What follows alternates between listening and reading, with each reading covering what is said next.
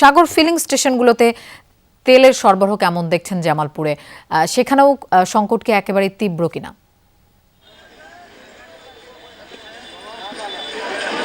দেখুন লোপা, এই তীব্রতা কিন্তু আমরা দীর্ঘদিন থেকে দেখে আসছি। ফিলিং স্টেশনে তেল, বিশেষ করে জ্বালানি তেল, অকটেন এবং পেট্রোল, সেটির চাহিদা সবচেয়ে বেশি। আমরা যদি একটু জানিয়ে রাখি যে জামালপুরে 17টি পাম্প রয়েছে। আজকে কিন্তু 17টি পাম্পের মধ্যে দুই থেকে 3টি পাম্পে কিন্তু তেল বিতরণ করা হচ্ছে। এর পাশাপাশি যে এজেন্সি অথবা ডিলার পয়েন্টগুলো রয়েছে, সেই ডিলার পয়েন্টে কিন্তু তেল দেওয়া হচ্ছে। আপনি দেখতেই পাচ্ছেন এই তপ্ত রোদের ভিতর যারা বাইকার, অর্থাৎ তারা কিন্তু দীর্ঘ লাইন করে এসে তারপরে কিন্তু তেল তাদের নিয়ে যাচ্ছেন।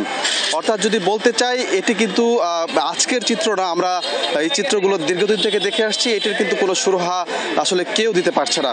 বিশেষ করে জেলা প্রশাসনের পক্ষ থেকে এই বিষয়ে সমাধান দেওয়ার জন্য তারা নানাবিধি পদক্ষেপ নিচ্ছেন। বিশেষ করে হেলমেটবিহীন অবস্থায় ড্রাইভিং লাইসেন্স, পাশাপাশি যে কাগজপত্রগুলো দরকার সেগুলো কিন্তু নিশ্চিত করে তারা তেল দেওয়ার কথা বলছেন।